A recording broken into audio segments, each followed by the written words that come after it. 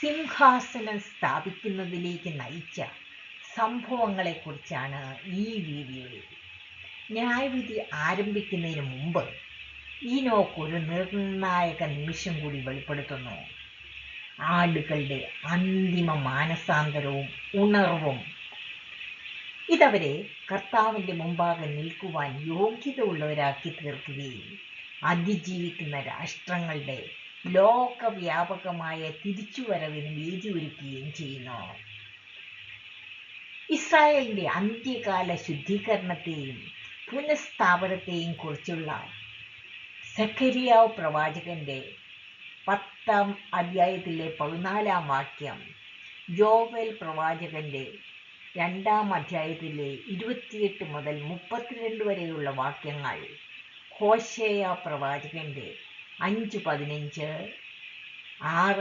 3 മുതൽ 5 വരെയുള്ള വാക്യങ്ങൾ ഇവയിലെ പൂർത്തീകരിക്കാനുള്ള ബൈബിളിലെ പ്രവചനങ്ങളുമായി ഇത് യോജിക്കുന്നു. ബൈബിൾ വായിച്ചിട്ടില്ലാത്തവർക്കായി അതിൻ്റെ കാതലായ അർത്ഥം അടുത്ത സ്ലൈഡിൽ കൊടുത്തിട്ടുണ്ട്. സക്കറിയ 12 ഇസ്രായേലിൻ്റെ ഭാവിയിലെ മാനസാന്തരത്തെ വ്യക്തമായി വിവരിക്കുന്ന ഭാഗമാണിത്. ദൈവം ഇസ്രായേലിന്മേൽ കൃപയുടെ ആത്മാവിനെ പകരും. തങ്ങൾ കുത്തിയത് ആരെ എന്ന ഒടുവിൽ തിരിച്ചറിയുമ്പോൾ ദേശത്തുള്ളവർ മുഴുവൻ അതിയായി അനുതപിച്ച് വിലപിക്കും. വ്യക്തിപരമായി ദേശത്തുള്ള ഓരോരുത്തരെയും സ്പർശിക്കുന്ന ഒരു ദേശീയ വിലാപമായിരിക്കും അതെന്നാണ് സക്കറിയ പ്രവാചകൻ ഇതിൽ പ്രവചിച്ചിരിക്കുന്നത്. ജോവേൽ 2 ദൈവം തന്റെ ആത്മാവിനെ ഇസ്രായേൽ ജനതയുടെ മേൽ മാത്രമല്ല എല്ലാ മനുഷ്യരുടെ മേലും വർഷിക്കുമെന്ന് യോവേലിന്റെ പ്രവചനത്തിൽ പറയുന്നു. അതിന്റെ ഫലമായി കുട്ടികൾ പ്രവചിക്കുകയും വൃദ്ധന്മാർ സ്വപ്നങ്ങളും യൗവനക്കാർ ദർശനങ്ങളും കാണും. ക്രിസ്തുവിന്റെ 2-ാം വരവിന്റെ ആ ദിവസത്തിന് മുൻപായി പ്രപഞ്ചത്തിൽ അത്ഭുതകരമായ അടയാളങ്ങൾ പ്രത്യക്ഷപ്പെടും. രക്തം, തീ, പുകത്തൂണുകൾ, സൂര്യൻ ഇരുട്ടായും ചന്ദ്രൻ രക്തനിറമായും മാറും. ദൈവനാമം വിളിച്ചപേക്ഷിക്കുന്നവർ ഏവരും രക്ഷിക്കപ്പെടും എന്ന ഒരു ശക്തമായ വാഗ്ദത്തവും ഇതിലുണ്ട്. അവസാനമായി സിയോനിൽ വിടുവിക്കപ്പെടുകയും സംരക്ഷിക്കപ്പെടുകയും ചെയ്യുന്ന ഒരു ശേഷിപ്പുണ്ടാകും എന്ന ദൈവത്തിന്റെ വാഗ്ദത്തം ഒരിക്കൽ കൂടി ഇതിൽ കൂടി വീണ്ടും ഉറപ്പിക്കുന്നു. ഹോശേയ 5:15, 6:3 പാപത്തിൽ മുങ്ങിപ്പോയ ജനത്തിൽ നിന്നും ദൈവം പിൻവാങ്ങും എന്നിതിൽ പറയുന്നതിൽ കൂടി ദൈവം ആഗ്രഹിക്കുന്നത് പൊള്ളയായ ആചാരങ്ങളല്ല, യഥാർത്ഥ മാനസാന്തരവും ഹൃദയത്തിലെ തിരിച്ചുവരവുമാണ് എന്ന സത്യവും ഇത് വെളിവാക്കുന്നു. ഇസ്രായേൽ തങ്ങളുടെ പാപം തിരിച്ചറിഞ്ഞ് സത്യമായ അനുതാപത്തോടുകൂടി ദൈവത്തെ അന്വേഷിക്കുമ്പോൾ അവരെ ദൈവം വീണ്ടും സ്വീകരിക്കുമെന്ന സന്ദേശം പ്രവാചകൻ വീണ്ടും ജനത്തെ ഓർമ്മിപ്പിക്കുന്നു. ഇസ്രായേൽ സത്യത്തെ തിരിച്ചറിഞ്ഞ് ഹൃദയംഗമായി അനുദപിക്കണം എന്ന സത്യത്തെ തുറന്നു കാട്ടുവാനായി യേശു തന്നെ ഈ വാക്യത്തെ ഉദ്ധരിക്കുന്നത് നമുക്ക് മത്തായിയുടെ ബുക്കിൽ കാണാം.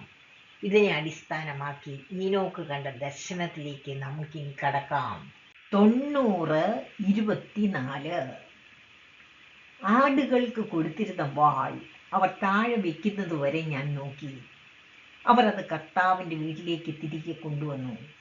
അത് കർത്താവിൻ്റെ മുമ്പാകെ മുദ്രയിട്ടു. എല്ലാ ആടുകളും ആ വീട്ടിൽ അടച്ചിരുന്നെങ്കിലും അവരെ തടഞ്ഞു വയ്ക്കുവാൻ ഒന്നും ഉണ്ടായിരുന്നില്ല. ഇത് യുദ്ധം പൂർണ്ണമായി അവസാനിച്ചതിനെയും ആടുകൾക്കിനി യുദ്ധം ചെയ്യേണ്ട ആവശ്യമില്ലെന്നും സംഘർഷത്തിന്റെ കാലഘട്ടം അവസാനിച്ചുവെന്നും സൂചിപ്പിക്കുന്നു. 90:35 അവരുടെ എല്ലാവരുടെയും കണ്ണുകൾ തുറന്നു. അവർ വ്യക്തമായി കണ്ടു. കാണാത്തവരായി അവരിൽ ഒരാളും ഉണ്ടായിരുന്നില്ല. ആടുകളുടെ കണ്ണുകൾ തുറക്കുന്നത് ഒരു ആത്മീക പുനഃസ്ഥാപന നിമിഷമാണ്. സത്യത്തെ തിരിച്ചറിയുന്ന, കർത്താവിലേക്ക് പൂർണ്ണമായി തിരിയുന്ന അവസാന ഉണർവ്. 90-26 നശിപ്പിക്കപ്പെടുകയും ചിതറിക്കപ്പെടുകയും ചെയ്ത എല്ലാവരെയും, എല്ലാ കാട്ടുമൃഗങ്ങളെയും, ആകാശത്തിലെ എല്ലാ പക്ഷികളെയും ആ വീട്ടിൽ ഒരുമിച്ച് കൂട്ടി. അവയെല്ലാം നല്ലവരായിരുന്നുവെന്നും തൻ്റെ ഭവനത്തിലേക്ക് മടങ്ങിയെന്ന് പറഞ്ഞപ്പോൾ ആടുകളുടെ നാഥൻ സന്തോഷിച്ചു. ഇതിലെ നശിപ്പിക്കപ്പെട്ടവരും ചിതറിക്കപ്പെട്ടവരും ആരാണിവർ? നശിപ്പിക്കപ്പെട്ടവർ മൃഗങ്ങളുടെ അപ്പോക്കലിപ്സിൽ മുമ്പ് വിവരിച്ചിരുന്ന അവസരവാദികളായ ദൂതന്മാരാണ്. ശത്രുക്കളോടൊപ്പം ചേർന്നവർ, ദൈവം നശിപ്പിച്ചവർ, ചിതറിക്കപ്പെട്ടവർ. ആരാണിവർ? പ്രവാസത്തിലായിരുന്ന ജൂതരിലെ ഇപ്പോഴത്തെ ശേഷിപ്പും മരിച്ചുപോയ നീതിമാന്മാർ ആദ്യത്തെ പുനരുദ്ധാനത്തിൽ ക്രിസ്തുവിനോടുകൂടി ചേർന്നവരുമാണ്. ദൈവം നശിപ്പിച്ചവർ ഇതിൽ ഉൾപ്പെടുന്നില്ല. എല്ലാ വന്യമൃഗങ്ങളും. ആരാണിവർ? ഇസ്രായേലിനെതിരെ പോരാടിയ വിജാതീയ രാജ്യങ്ങളിലെ ഇപ്പോഴത്തെ ശേഷിപ്പും മരിച്ചുപോയ അവരിലെ നീതിമാന്മാർ ആദ്യത്തെ പുനരുദ്ധാനത്തിൽ ക്രിസ്തുവിനോടുകൂടി ചേർന്നവരുമാണ്. എല്ലാ ആകാശത്തിലെ പറവുകളും. ആരാണിവർ? ജൂതരെ ഉന്മൂലനാശം ചെയ്യുവാൻ വേണ്ടി ദൂരദേശത്തിൽ നിന്നും വന്ന രാജ്യങ്ങളിലെ ക്രിസ്തുവിൻ്റെ രണ്ടാം വരവിൻ്റെ സമയമുള്ള ദേശത്തെ ശേഷിപ്പും അവരിലെ മരിച്ചുപോയ നീതിമാന്മാർ ആദ്യ പുനരുദ്ധാനത്തിൽ ക്രിസ്തുവിനോട് ചേർന്നവരുമാണ്. ഇവയിൽ ഒന്നിലും ലോഡിനാൽ നശിപ്പിക്കട്ട മരിച്ചവർ ഉൾപ്പെടുന്നില്ല. 90-27 ശേഷിച്ച എല്ലാ ആടുകളും, ഭൂമിയിലെ എല്ലാ മൃഗങ്ങളും, ആകാശത്തെ എല്ലാ പക്ഷികളും വീണ് ആ ആടുകളെയും നമസ്കരിക്കുന്നതും അവരോട് യാചിക്കുന്നതും എല്ലാ കൽപ്പനകളും അനുസരിക്കുന്നതും ഞാൻ കണ്ടു. എല്ലാ ജീവജാലങ്ങളുടെയും തിരിച്ചുവരവും അവയുടെ ആരാധനാപൂർവമായ സമർപ്പണവും കർത്താവിൻ്റെ ക്രമത്തിൻ്റെ പൂർണ്ണമായ പുനഃസ്ഥാപനത്തിൻ്റെ അടയാളങ്ങളാണ്. ഇവരാണ് ലോഡിൻ്റെ 1000 വർഷക്കാല ഭരണത്തിന് കീഴിൽ ജീവിക്കുവാൻ യോഗ്യത നേടിയവർ. യേശുവിൻ്റെ സാക്ഷ്യത്തിനും ദൈവവചനത്തിനും വേണ്ടി ജീവൻ ത്യജിക്കുവാൻ പോലും സന്നദ്ധരായി മൃഗത്തെയോ അതിൻ്റെ പ്രതിമയോ നമസ്കരിക്കാതിരുന്നവരും നെറ്റിയിലോ കൈകളിലോ അതിൻ്റെ മുദ്ര സ്വീകരിക്കാതിരുന്നവരുമായവരുടെ ആത്മാക്കൾ 1000 വർഷം ക്രിസ്തുവിനോട് കൂടി ജീവിച്ചു വാഴും. എന്നാൽ ശേഷിച്ചവർ 1000 വർഷം കഴിയുന്നതുവരെ ജീവിക്കുകയില്ല. ഇതാണ് ആദ്യത്തെ പുനരുത്ഥാനം. രണ്ടാമത്തെ പുനരുത്ഥാനത്തിൽ ശേഷിച്ചവർ ശിക്ഷാവിധിക്കായി ഉയർത്തെഴുന്നേൽക്കും. ഇനി നമുക്ക് ഇസ്രായേൽ ജനതയിൽ ആരൊക്കെയാണ് 1000 വർഷക്കാല ഭരണത്തിലേക്ക് കടക്കുന്നത് എന്നൊന്ന് നോക്കാം. ഇസ്രായേൽ ജനത മുഴുവൻ ലോഡിൻ്റെ 1000 വർഷക്കാല ഭരണത്തിലേക്ക് പ്രവേശനത്തിന് അർഹരാണോ? അല്ല എന്നാണ് ബൈബിൾ പ്രവചനങ്ങൾ കാണിക്കുന്നത്. 3 വിഭാഗം ആൾക്കാർ മാത്രമേ അതിലേക്ക് കടക്കുകയുള്ളൂ. ഒന്നാമതായി, ക്രിസ്തുവിൻ്റെ രണ്ടാം വരവിൽ ജീവിച്ചിരിക്കുന്ന ഇസ്രായേൽ ജനത.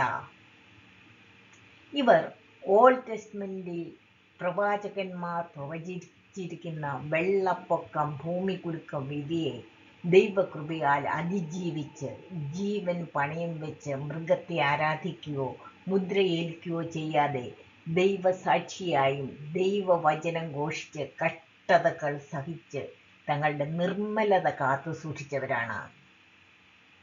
രണ്ടാമതായി, 1,40,000 ജീവിച്ചിരിക്കുന്ന മുദ്രയിട്ട് സംരക്ഷിക്കപ്പെട്ട ഇസ്രായേലിയർ. ഓരോ ഇസ്രായേൽ കുലത്തിൽ നിന്നും 15,000 വീതം വരുന്ന ഇവർ സ്ത്രീകളാൽ മലിനപ്പെടാത്ത ക്രിസ്തുവിൻ്റെ വരവിൻ്റെ സമയം ജീവിച്ചിരിക്കുന്നവരാണ്. മൂന്നാമതായി, ക്രിസ്തു തൻ്റെ സേനയോടൊപ്പം ആകാശത്ത് പ്രത്യക്ഷപ്പെടുമ്പോൾ മരിച്ചവരിൽ നിന്നും ഉയർത്തെഴുന്നേറ്റ് ക്രിസ്തുവിനോടൊപ്പം ചേരുന്നവരാണ്.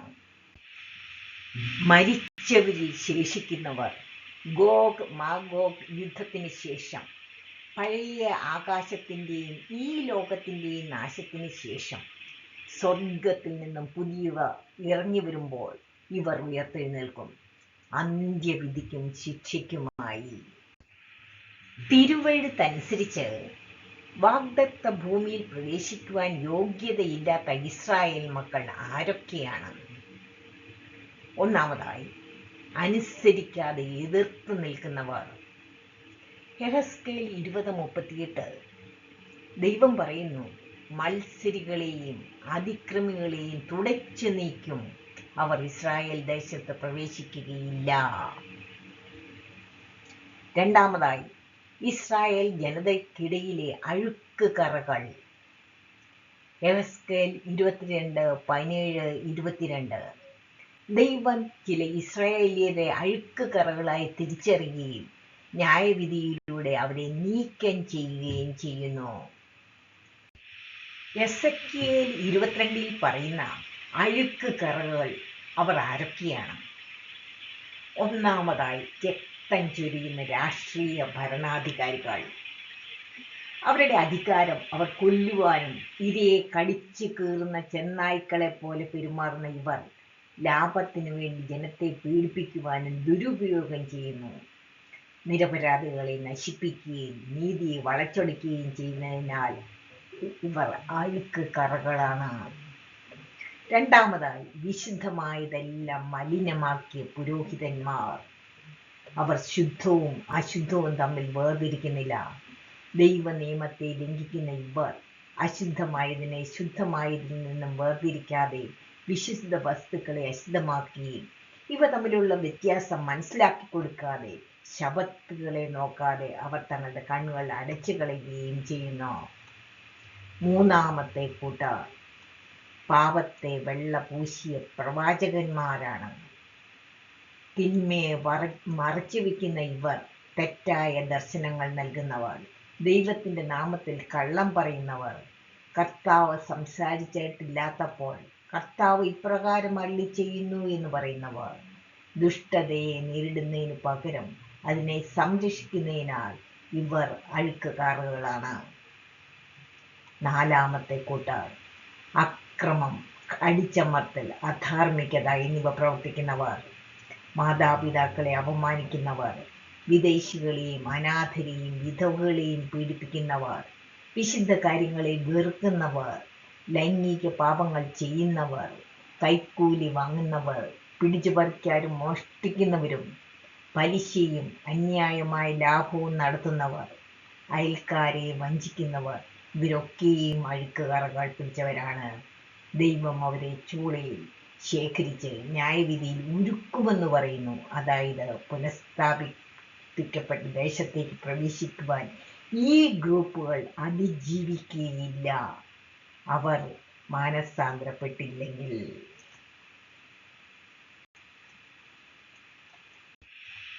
90:28 ആ വീട് വലുതും വീതിയുള്ളതും അസാധാരണമാം വിധം നിറഞ്ഞതുമാണെന്ന് ഞാൻ കണ്ടു. 90:29 ഞാൻ അവരുടെ നടുവിൽ ഉറങ്ങുകയായിരുന്നു. ഞാൻ ഉണർന്ന് എല്ലാം കണ്ടു. സിംഹാസനമെല്ലാം ഒരുക്കപ്പെട്ടു കഴിഞ്ഞു.